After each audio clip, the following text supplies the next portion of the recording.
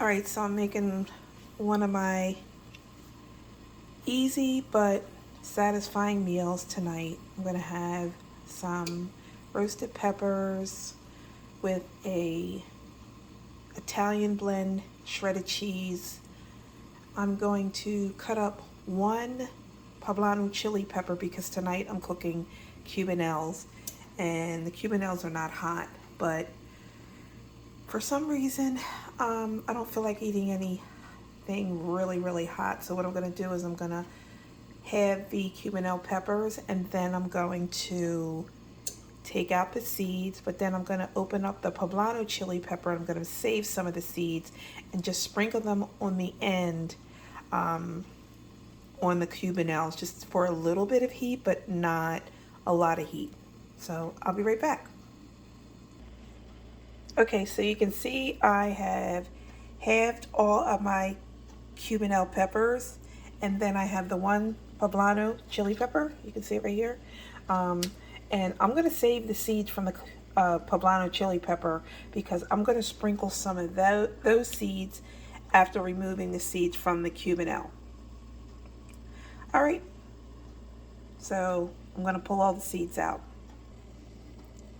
So here is my peppers. I took the stems out, and yep, there might be a little bit of seeds left in the Cubanelles, but it doesn't matter. They're not hot seeds, and there's not enough that it's going to really bother you when you're eating them. And then here are my poblanos. There, I left a few seeds there, but I do have the core of the stem still with all the seeds on it, so I'm going to sprinkle that. And the way you get all the seeds off of your pepper is I cut out the stem, and whatever seeds are just laying around or all inside the grooves, I turn the pepper over and I spank the pepper either with the back of the knife or the back of my hand, and they all fall out into the sink. And then that's it. All right. So now I'm going to take some kosher salt or sea salt, whatever you decide you want to use. And you're just going to kind of like just all over the pepper.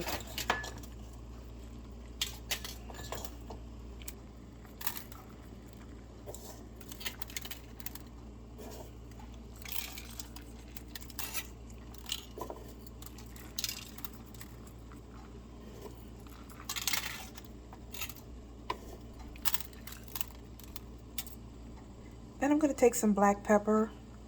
I don't feel like doing the pepper mill, so I'm just going to take some regular black pepper and just kind of like,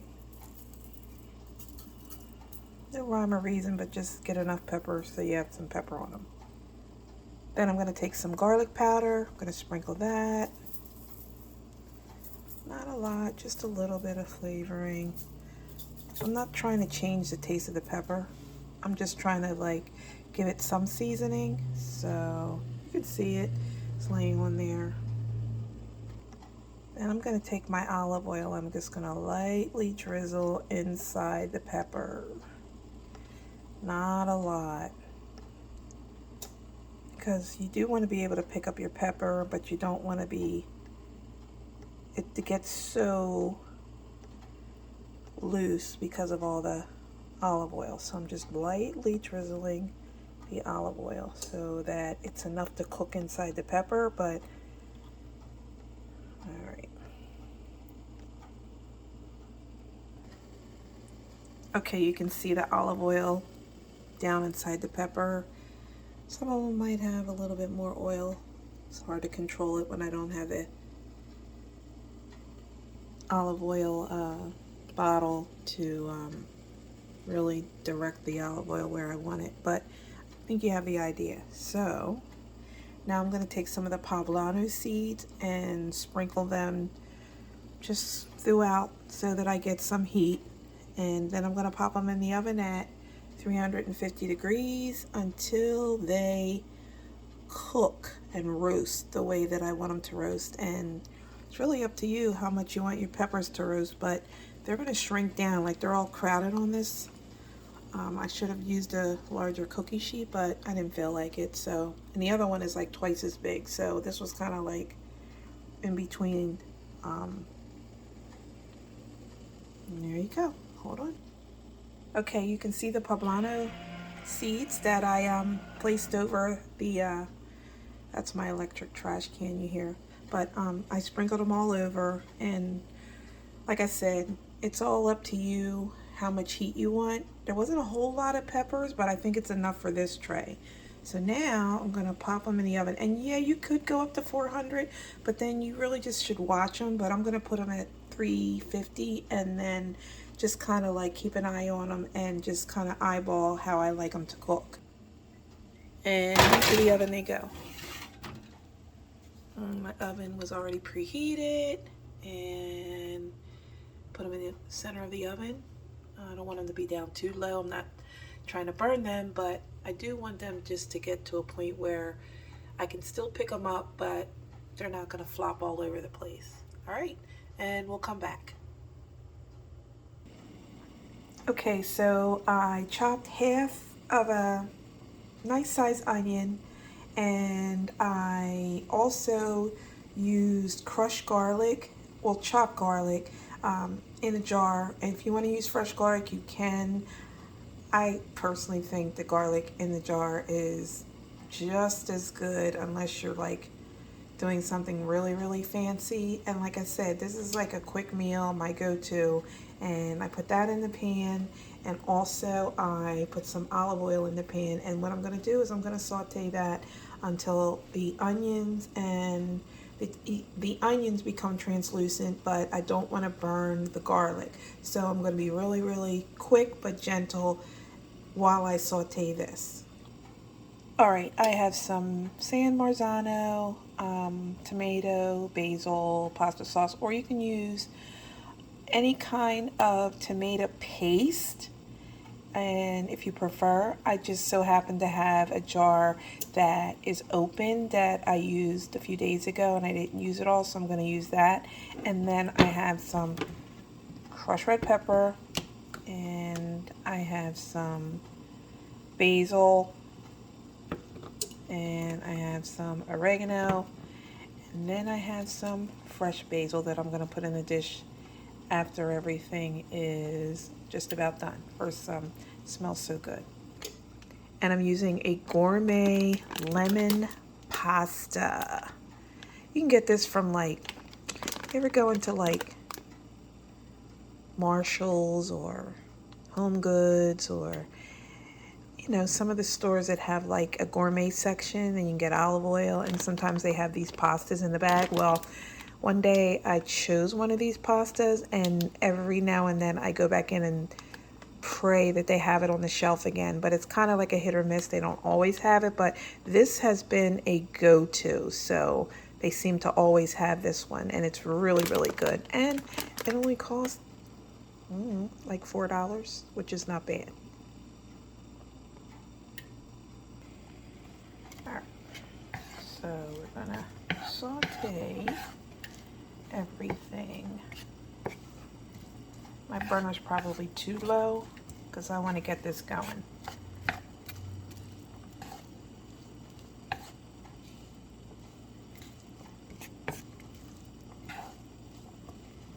Now, if you want to add a little bit more olive oil, I don't want it to be super dry, only because I want a little bit of olive oil to flavor the pasta when I put the pasta in the dish. So you can add more olive oil if you so choose, or you can drizzle some on top at the very end of the dish. And also, you're going to need heavy cream or light cream, and you're going to need like a really good Parmesan cheese. I go to a local bakery, Italian bakery, and they have a deli, and they make sandwiches and tomato pie, and they also have fresh grated Parmesan cheese in front of the deli counter.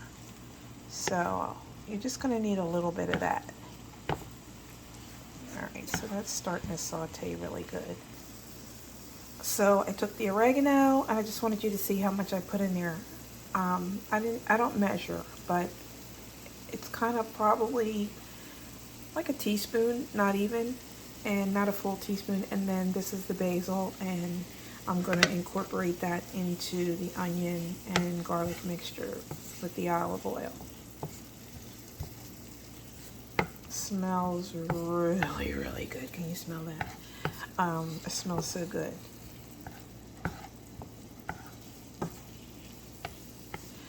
And you might have to turn this off and kind of wait for your pasta to get done. If you time it right, your pasta has already been cooking, and because that's such a delicate pasta, it doesn't take long, and it's going to go right in here with my tongs. I'm not even really going to drain it because I want some of that pasta water in here, because this is kind of like, this is not like a saucy type of dish. This is more like coat the pasta, but it just has so much flavor in it. But you still can use some of that pasta water that's coming off the pasta to give it like a little bit of consistency, because you do have the sauce, but it's really just for a light flavor, almost like a vodka sauce, but you know, you're just coating the pasta.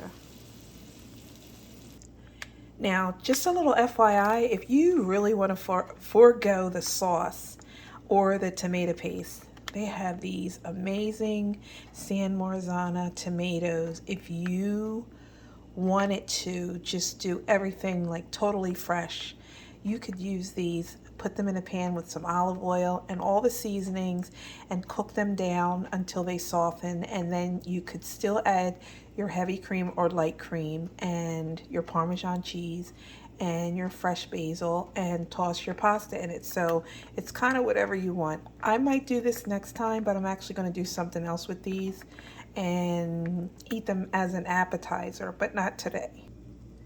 And there's my pasta. It's cooking, it's boiling. And don't forget to salt your pasta water always to your liking. And I tend to salt my pasta water, you know, enough where I know that it's salted, but not overpowering, because if you get a bland pasta, it really can ruin the dish. And then here is what my mixture looks like after I have stirred in my tomato sauce. And like I said, you can use tomato paste. I just chose to use the tomato sauce in the jar because I had a half a jar left, not even a half a jar left over. So, and I didn't want it to waste because it really is a good tomato sauce. Okay, while my pasta is cooking, I'm gonna add the heavy cream.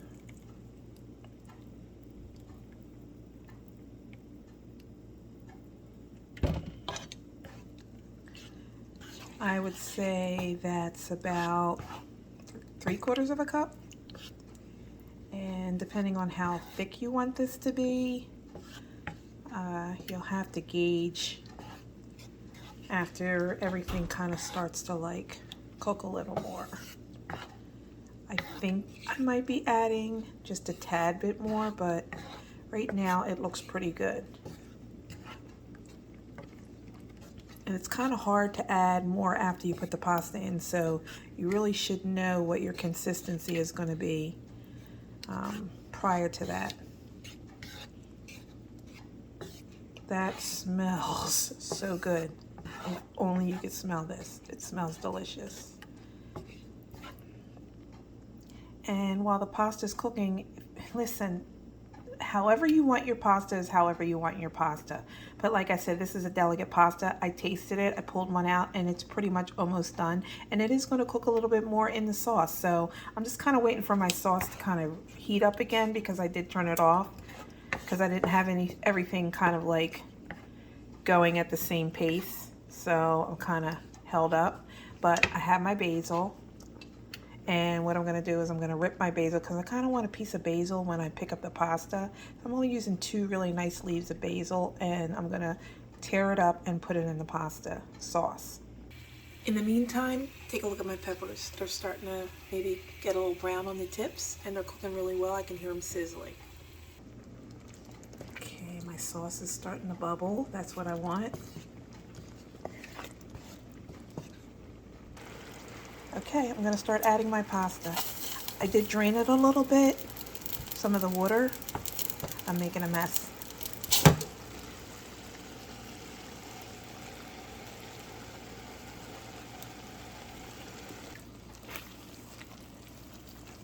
Now I'm just going to coat the pasta with the sauce.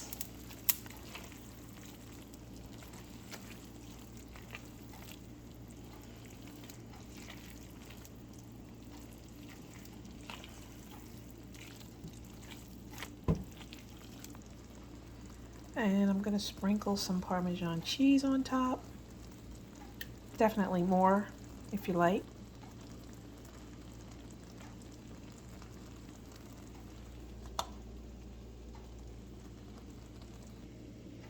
You can see the basil. And just that little bit of Parmesan cheese tightened it up. And I've already turned the heat way down, and it's already starting, the pasta's already starting to soak up that sauce. You serve this with a hearty garlic bread or any kind of a hearty bread. Drizzle it with a little olive oil, put a little butter on it. All in all, if everything is chopped and your water is boiling, you could really make this meal within 20 minutes. And the only reason why it's taking me this long is because I'm doing other things on the side and I'm pausing the video. But if I was doing this from start to finish, this would be done in 20 minutes. And then as you can see, I sprinkled my crushed red pepper on top, just lightly on top. And if you don't want to put it in the dish, then you put it on once you plate it. But for me, I'm putting it on now. So now I'm going to plate it.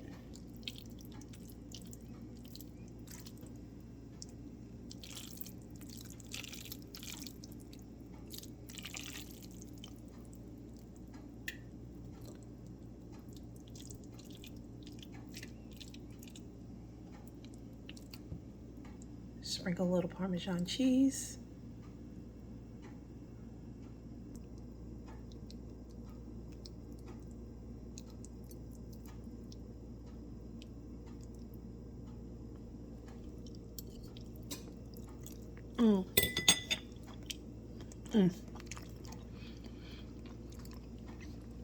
That lemon pasta,